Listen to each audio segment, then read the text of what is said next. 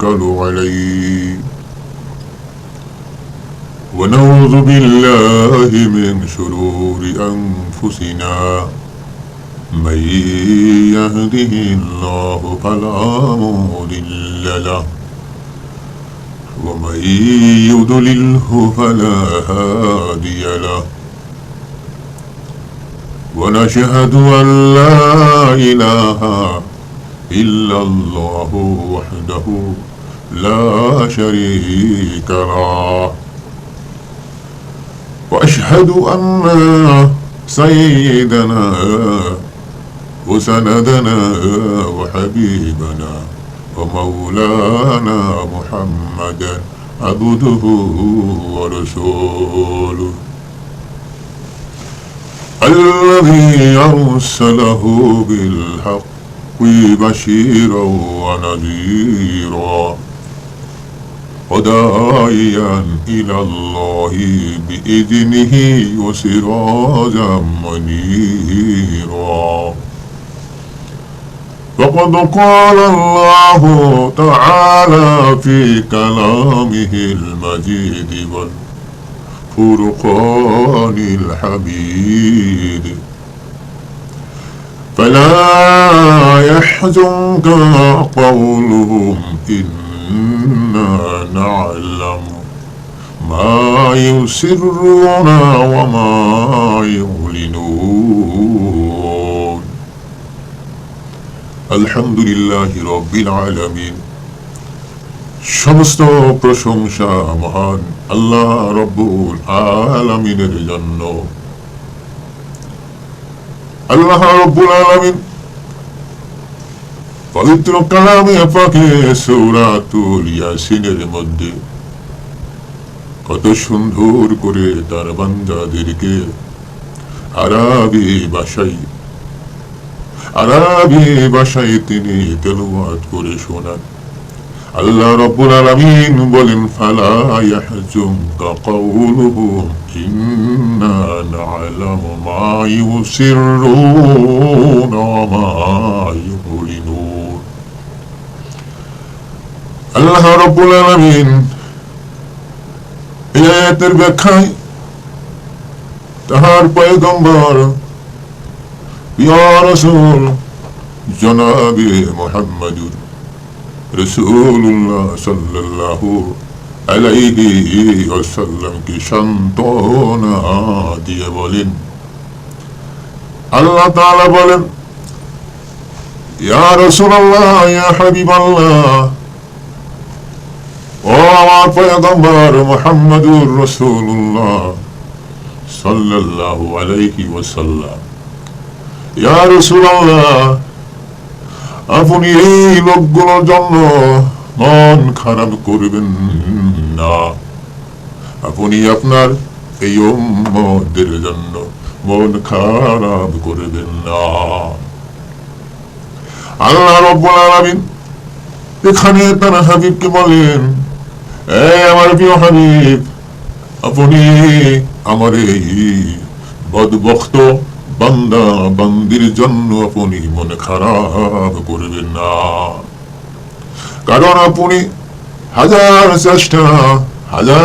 চেষ্টা করে এদেরকে বললেও এরা আপনার কথা শুনবে না। অতএব ইয়া রাসূলুল্লাহ ইয়া হাবিবাল্লাহ, আপনি এদের জন্য বিন্দু পরিমাণ আপনি অনুশোচিত হবেন না, অনুতপ্ত হবেন না।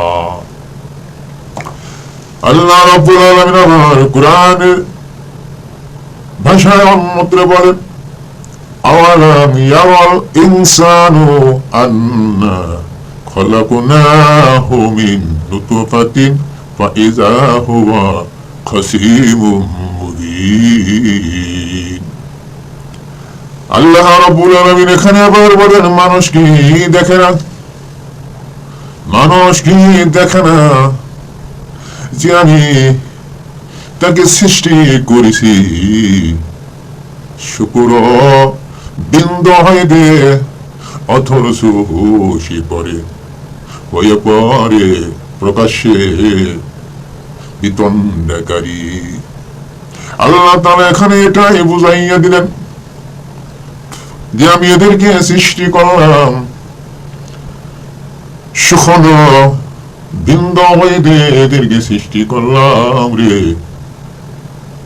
এই সৃষ্টি করার পূর্বে তাদের কোন অস্তিত্বই ছিল না। অতএব তাদেরকে অস্তিত্ব না থাকার পর আমি ভালোবেসে মায়াই করে মোহাম্মত করে এদেরকে সৃষ্টি করলাম। সৃষ্টি করার পরে তারা আমি আল্লাহকে ভুলে যায় এবং প্রকাশে তারা বাগ বিদ্বন্দ্বে জড়িয়ে পড়ে।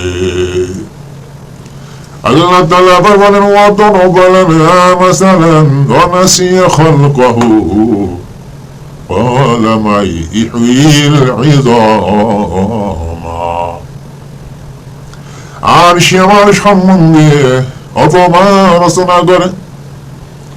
আল্লাহ রাব্বুল আলামিন বলেন আমি এদেরকে সৃষ্টি করলাম। এই সৃষ্টি করার পর আমার এই বান্দারা আমি আল্লাহর বিরুদ্ধে রচনা তৈরি করে।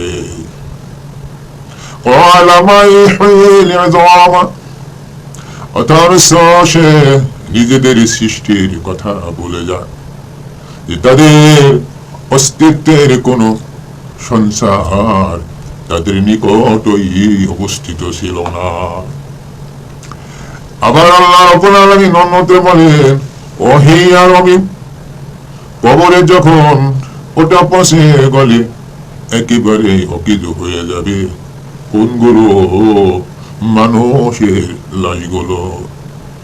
আল্লাহ তাআলা বলে মানুষ যখন কবরস্থান দাফন করে মানুষদেরকে রেখে আসবে ওই মানুষের দেহগুলো ওই মানুষের লাশগুলো দীর্ঘ দিন কবরে থাকার ভিতরে ওই মানুষের লাশগুলো পচে গেলে নষ্ট হয়ে যাবে অকেজ হয়ে যাবে অর্থাৎ মাটির সহিত মিশে যাবে। এরপর আল্লাহ রাব্বুল আলামিন বলেন قُلْ يُحْيِيهَا الَّذِي أَنشَأَهَا أَوَّلَ مَرَّةٍ وَهُوَ بِكُلِّ خَلْقٍ عَلِيمٌ। আল্লাহ রাব্বুল আলামিন বলেন হে রাসূল আপনি বলেন হে মুহাম্মদ আপনি আমার বান্দাদেরকে বলুন যে ওই মরা পচা গলা মানুষের লাশের মধ্যে আল্লাহ রাব্বুল আলামিন আবার পুনরায় প্রাণ সঞ্চারণ করে দিলেন। সুবহানাল্লাহ। কারণ তিনি তো যিনি ওটা প্রথমবার সৃষ্টি করে